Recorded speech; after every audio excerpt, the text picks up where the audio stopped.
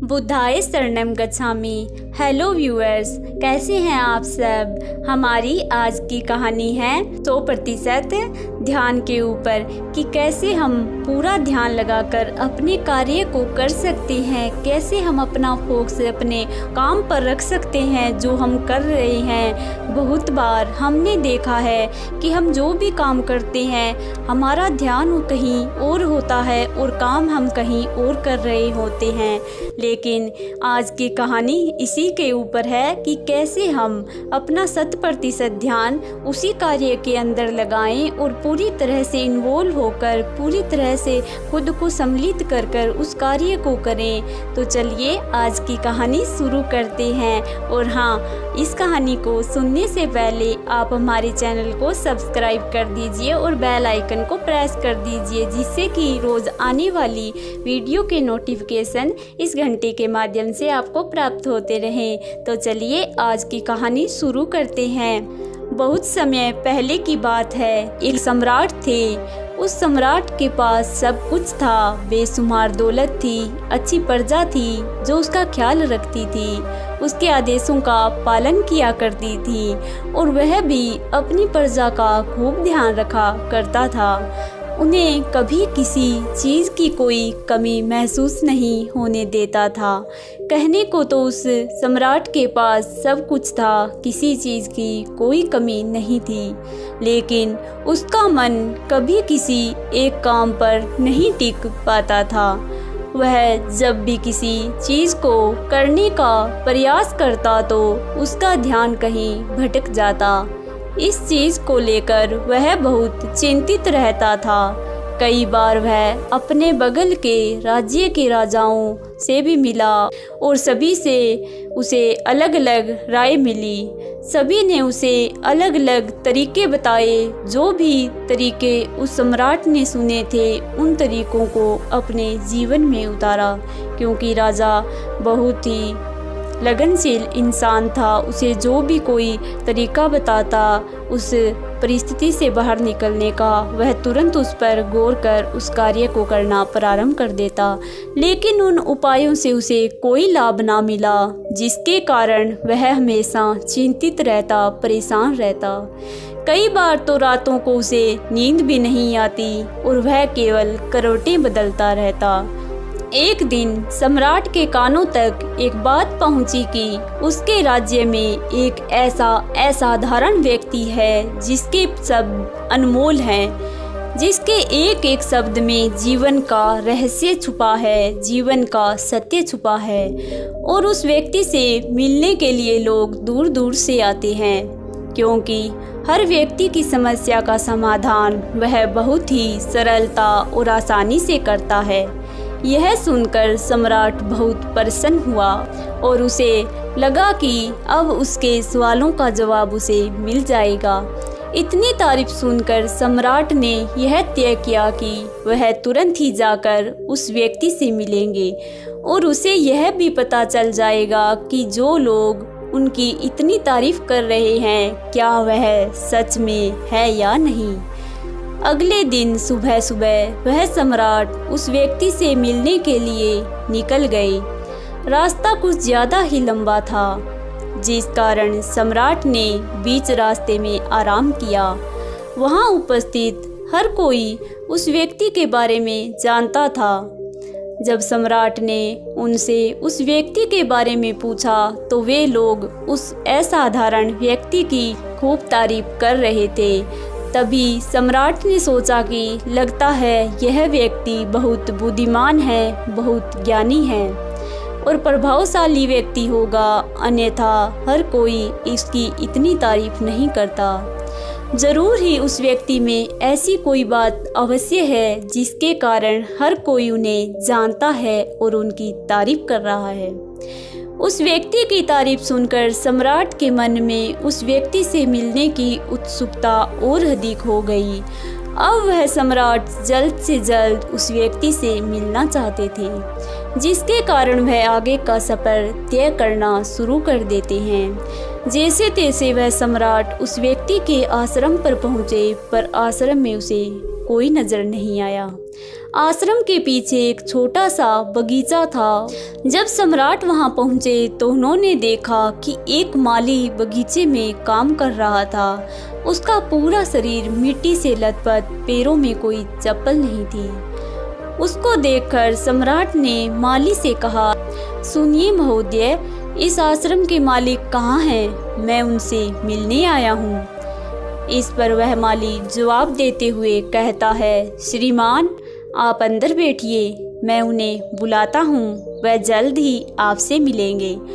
माली की यह बात सुनकर सम्राट अंदर कुटिया में जाकर बैठ गए और उस असाधारण व्यक्ति के आने का इंतजार करने लगे। कुछ देर प्रतीक्षा करने के बाद जब असाधारण व्यक्ति उन सम्राट के सामने पहुंचा तो उसने देखा कि यह तो वही व्यक्ति है जो बगीचे में काम कर रहा था। सम्राट ने उन्हें नमस्कार किया और बहुत हैरानी से कहा, अरे आप तो वही माली हैं जो बाहर बगीचे में काम कर रहे थे।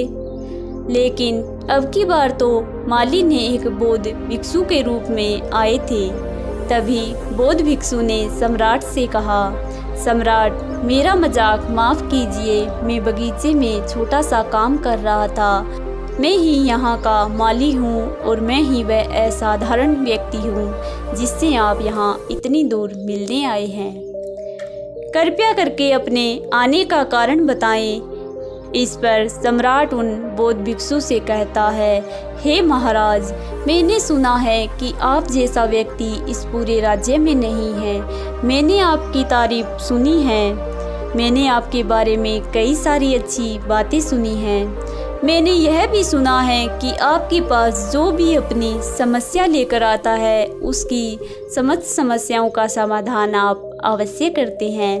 इसी कारणवश मैं आज आपसे यहाँ मिलने आया हूँ। मैं आपके उपदेश सुनना चाहता हूँ, लेकिन मेरे मन में एक शंका है।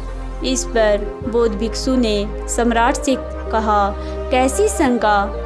इस पर सम्राट कहते हैं, मैंने बहुत से विद्वानों को देखा है, बहुत से ज्ञानियों को देखा है। वे जब भी चलते हैं उनके पास तरह तरह की ज्ञान की किताबें होती है। उनके पास ऐसा कोई न कोई संकेत जरूर नज़र आता है जिससे यह पता चल सकता है कि वे ज्ञानी हैं। लेकिन आपके पास ना तो कोई ज्ञान की किताबें हैं, ना ही कोई ऐसी कला के संकेत आप में नज़र आ रहे हैं। लेकिन इसके बावजूद आप बहुत शांत नजर आ रहे हैं। क्या आप मुझे इसका रहस्य बता सकते हैं? इस पर बौद्ध भिक्षु मुस्कुराने लगे और सम्राट से कहते हैं, मेरा ज्ञान तो इस संसार में प्रकृति के रूप में हर जगह है। मैं अपना ज्ञान जीवन की सरल और साधारण वस्तुओं से ही लेता हूँ। पर महाराज, आप यहाँ किस समस्या को लेकर परेशान हैं? आप बताइए।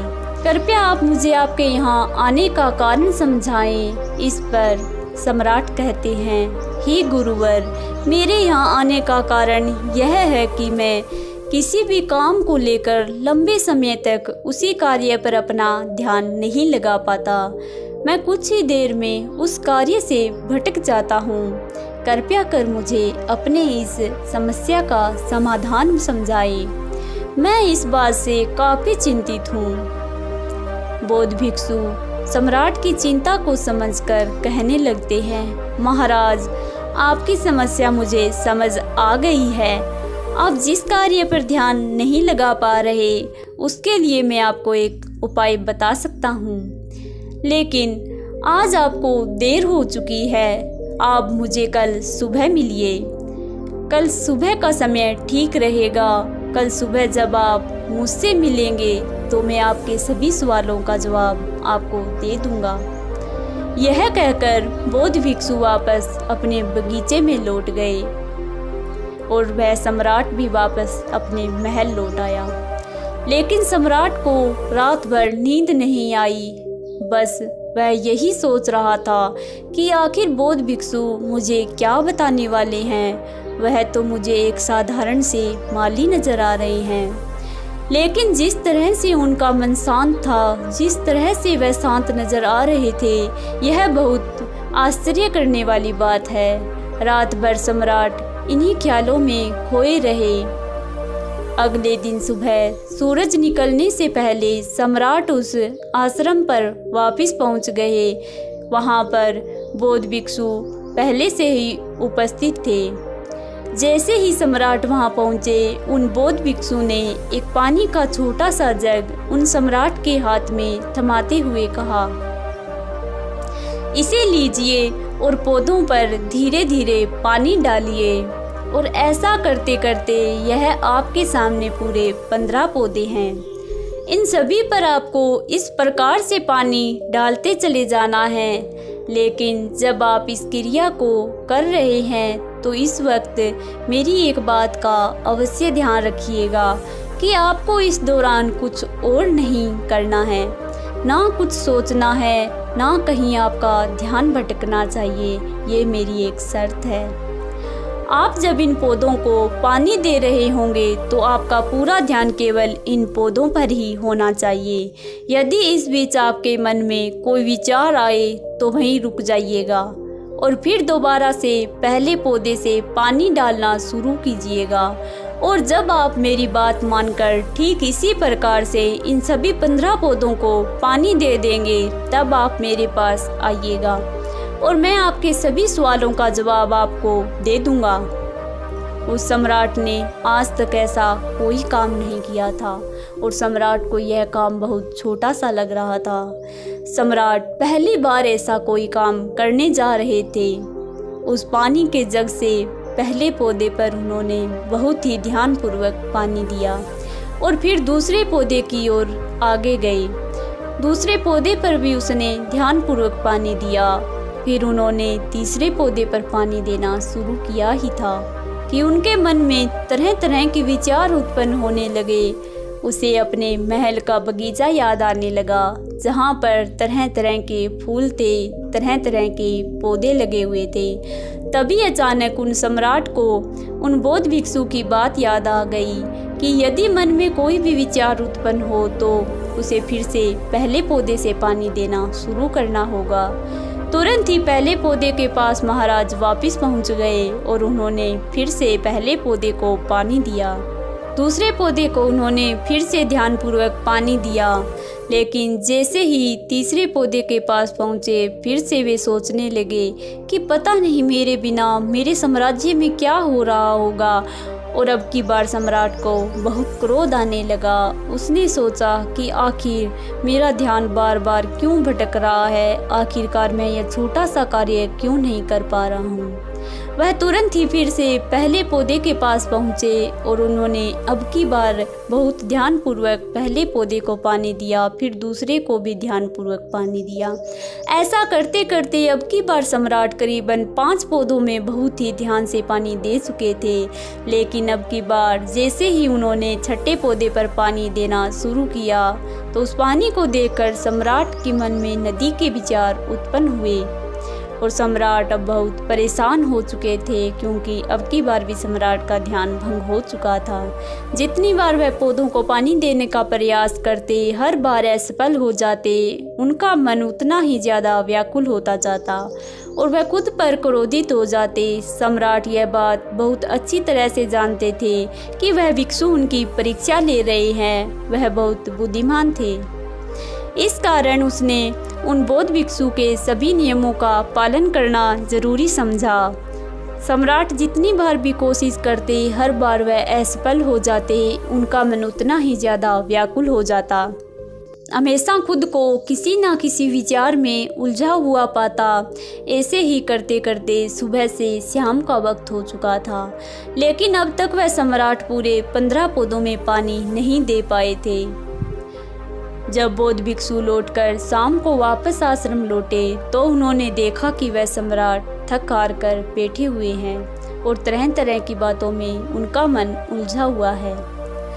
तभी बौद्ध भिक्षु सम्राट के पास पहुँचे और कहने लगे, हे सम्राट, मैं आपकी ईमानदारी से बहुत खुश हूँ। आपने अपने कार्य को पूरे मन और लगन के साथ पूरा करने का प्रयास किया, इसलिए जो बात मैं तुम्हें बताने जा रहा हूँ उसे बहुत ही ध्यानपूर्वक सुनना और समझने का प्रयास करना। जब हमारा मन विचारों से खाली हो जाता है तब उसमें मन का असली स्वरूप नजर आता है।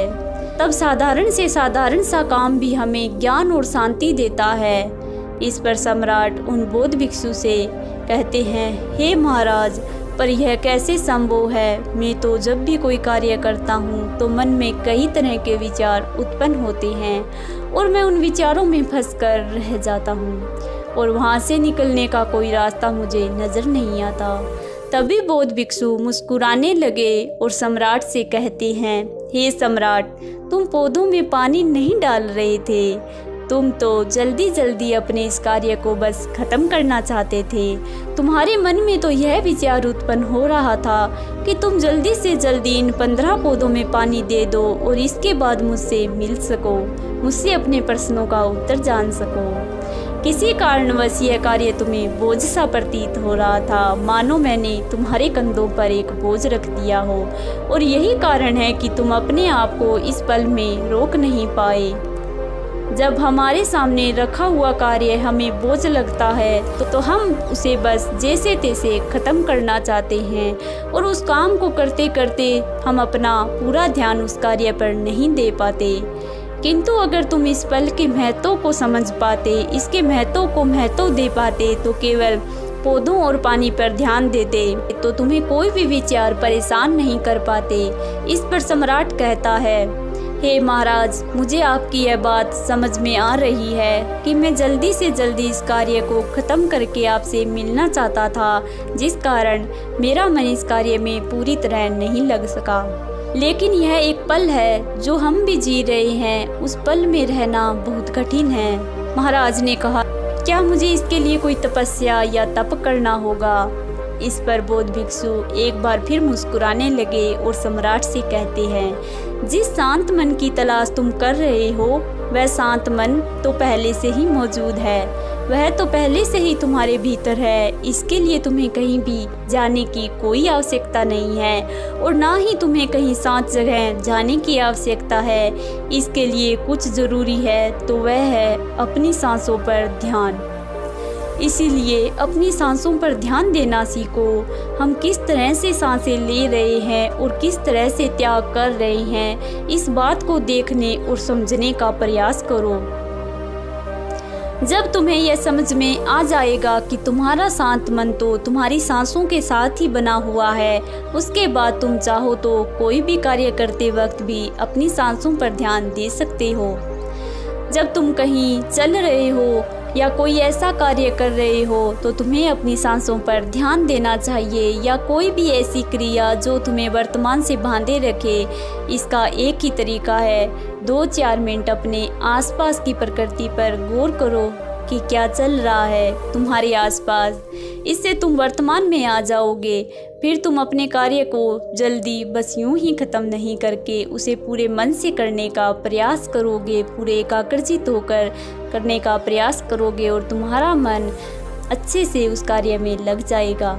और जब तुम्हारा मन एकाग्र होगा तो तुम चाहे कोई भी कार्य क्यों न करो, फिर चाहे वह छोटा हो या बड़ा, तुम्हारा मन उसमें पूरी तरह से विलीन हो जाएगा और वह कार्य ही तुम्हें शांति और ज्ञान भी प्रदान करेगा। ऐसे समय पर हमारे मन में किसी प्रकार के कोई विचार उत्पन्न नहीं हो पाएंगे और जब हम ऐसा करते हैं तो कर्ता और कर्म एक हो जाते हैं और हमारे भीतर की जो शांति है वह प्रकट होने लगती है। हम उसमें मगन हो जाते हैं। इसे तुम चाहे तो आनंद कह सकते हो या फिर वर्तमान में जीना कह सकते हो, और यह अवस्था सरलता से प्राप्त भी कर सकते हो। बस तुम्हें केवल अभ्यास करना होगा। बौद्ध भिक्षु सम्राट से कहते हैं, जो मन मुश्किलों में शांत रहता है, मुश्किलों से भागता नहीं है, केवल सचेत रहता है, वह मन हर परेशानी को पार कर सकता है, हर दुविधा से बाहर निकल सकता है।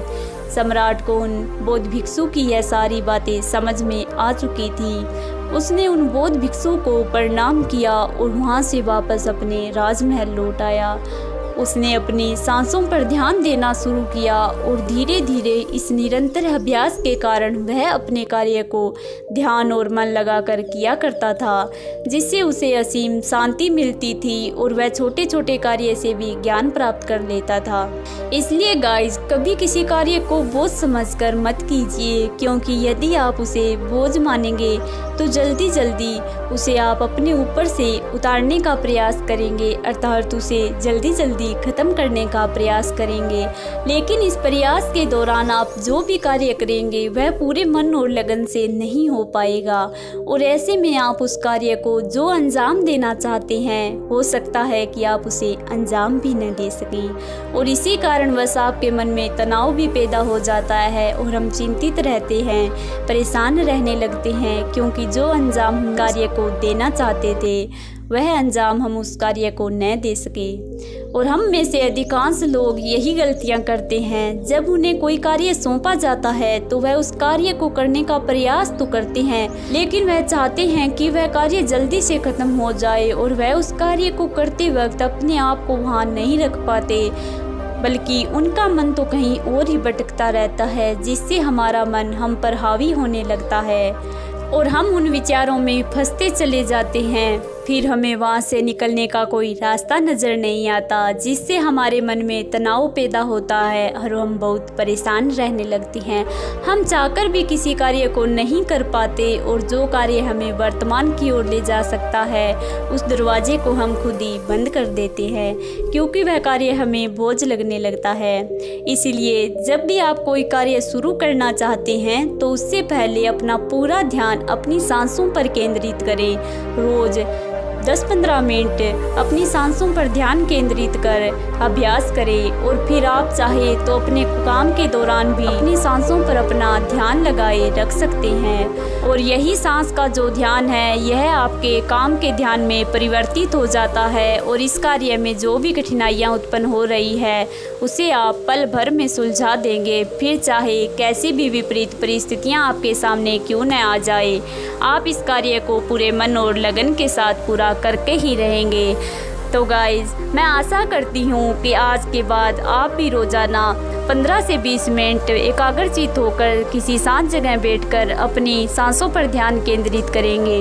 जब 21 दिन का अभ्यास पूरा हो जाए तो आप कार्य को करते वक्त भी इन सांसों पर ध्यान केंद्रित कर सकते हैं, और इसके चमत्कारिक फायदे आप देख सकते हैं। आपको विश्वास नहीं होगा, जो कार्य आपको पहले बहुत ही कठिन प्रतीत होते थे वे कार्य अब आप थोड़े ही समय में पूरा कर लेंगे, और आपकी भूलने की बीमारी भी दूर हो जाएगी, क्योंकि ध्यान लगाने से, मेडिटेशन करने से हमारा मन एकाग्रचित होता है, शांत होता है, और शांत मन में जो भी चीज़ें, जो भी बातें हमें याद रखनी होती है हम उन्हें आसानी से याद रख पाते हैं। तो मैं आशा करती हूँ आज की कहानी आपके लिए बहुत ही हेल्पफुल रही होगी और आपको जीवन के लिए एक नई उम्मीद देकर जाएगी। तो धन्यवाद। बुद्धाय शरणम गच्छामि, और आप हमारे चैनल को सब्सक्राइब कर दीजिए और लाइक भी कर दीजिए।